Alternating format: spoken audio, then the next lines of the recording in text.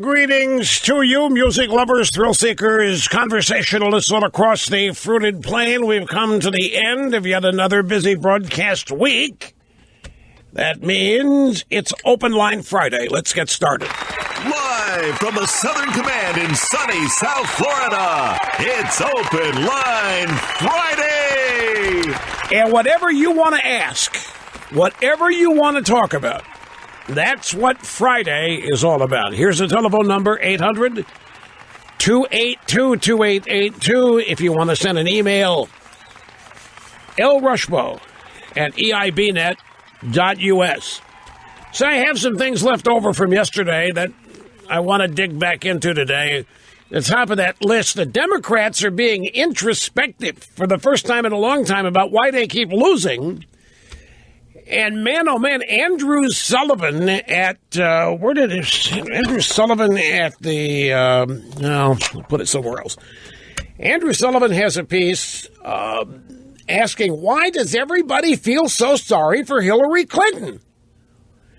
And it's a great question, and of course, it's a question I, El Rushbo, am capable, I'm qualified to answer. It's at New York Magazine. Why do Democrats feel sorry for Hillary Clinton? As opposed to blaming her for the loss. That's where he's going with it. And I, as the primary deconstructor of all things left and Democrat, can easily answer his question. They're continuing because why, Andrew Sullivan asks, why do Democrats feel sorry for Hillary Clinton? That's so easy. He's frustrated by it. I mean, I can understand. There are a lot of Democrats think that she's the reason that they lost because she didn't try hard, because she's not competent. She's demonstrated over and over she's a lousy candidate. She was only the Democrats' choice because there really wasn't anybody else. And it was her turn. Everybody figured she was owed a debt for making sure that Bill Clinton's career was not derailed by his own peccadillos.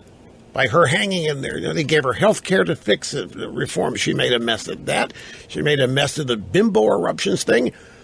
After losing to Obama in the 2008 primaries, she rigged the game in 2012 so that no other challenger would get anywhere, including Crazy Bernie. And that was really the only election fraud that occurred in 2016 was Hillary and Debbie Blemmermouth-Schultz rigging it against Crazy Bernie. But they had to rig it so that there wasn't a surprise person like Obama was a surprise in 2008. She never has. I mean, the Senate seat in New York, if you're a Democrat running for the Senate, you can't lose. I mean, no matter who you are. You can't. There just aren't enough Republican votes to defeat you no matter. So you can win anything. Winning the Senate seat in New York, that doesn't recommend her for running for further higher office because that was an automatic. That was a given. Sullivan's right. I mean, why are we wasting time here trying to find blame and why she's a victim? If we don't get this right, if we don't correctly identify where we went wrong, we're toast for a long time. And that's what there are 2 or 3 additional stories where the Democrats are starting to get introspective. In other words, asking what they have done wrong. You never see this, which is why I'm kind of interested in it. Take a look at it. Which takes me to Andrew Sullivan's piece that I referenced earlier in the program. It's in New York Magazine. Why do Democrats feel sorry for Hillary? Instead of blaming her. We're talking Democrats here. Why do they feel sorry for her? Why are all these women? You know, Clinton shows up at a women's forum and they all start crying. Oh my God, I feel so bad for you. It's our fault we didn't get your love. Oh my God. She goes to a theater where there's a play. The women there stop everything. Oh my God, it's so great to see you. It'd be so wonderful if you were president. I'm still wearing the bra you gave me in the campaign. Oh my God. Instead of wondering why she blew it, why do they feel sorry for her? Andrew Sullivan's a little perplexed here. And he really unloads. First half of the story, kind of tolerant, but then later he turns his aim on her. He spends half the article trashing Trump because it's New York Mag. He has to. He's a liberal Democrat. He's got to trash Trump. But after he gets that out of the way,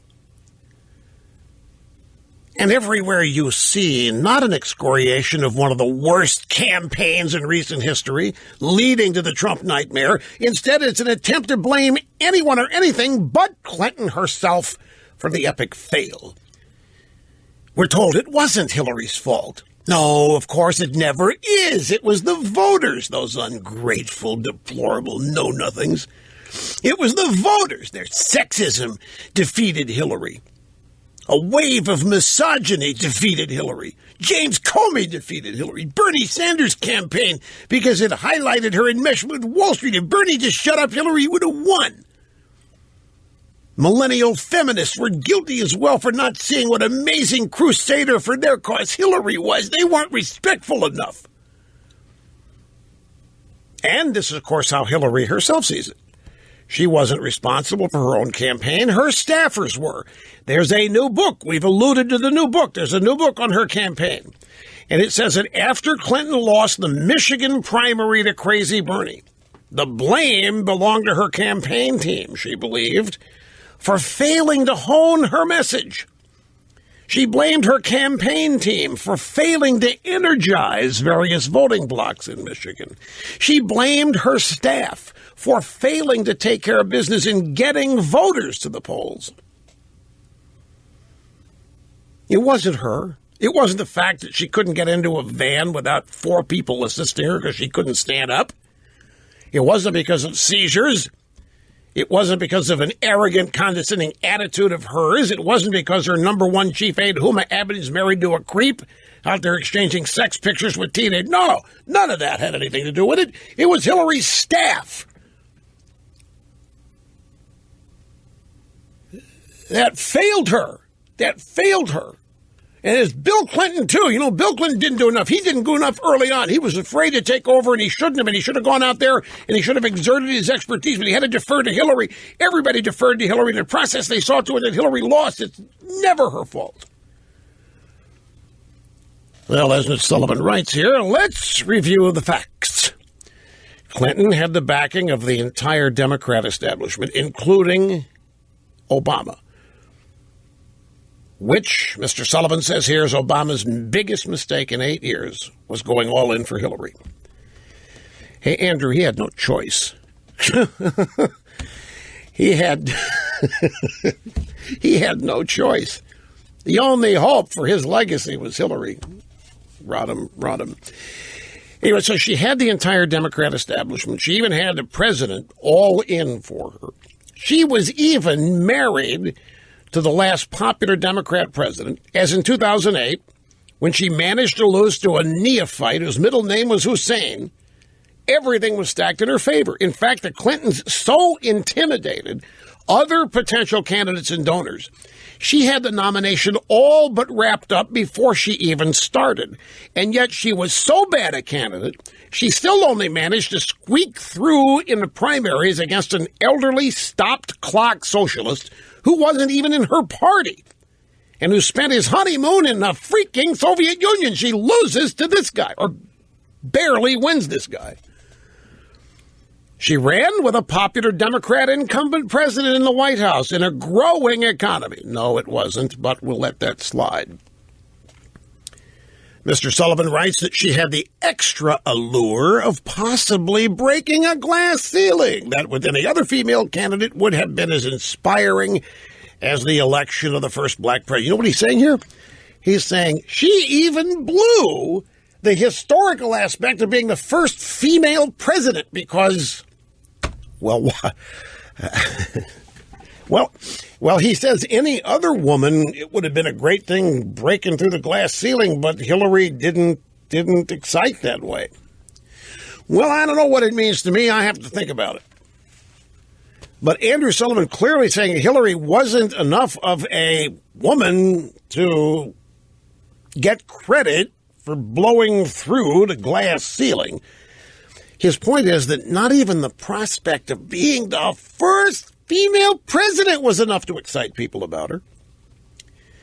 In the general election, she was running against a malevolent buffoon with no political experience, with a deeply divided party behind him, whose negatives were stratospheric. She outspent the buffoon by 2-1. Her convention was far more impressive than the buffoon's. The demographics favored her, and yet she still managed to lose. But, her deluded fans insist she won the popular vote. But Andrew Sullivan says that's precisely the point. Any candidate who can win the popular vote by nearly 3 million votes and still manage to lose the Electoral College so profoundly, so incompetently, so miserably is useless as a politician and should be drummed out of the party under a welter of derision instead of being felt sorry for.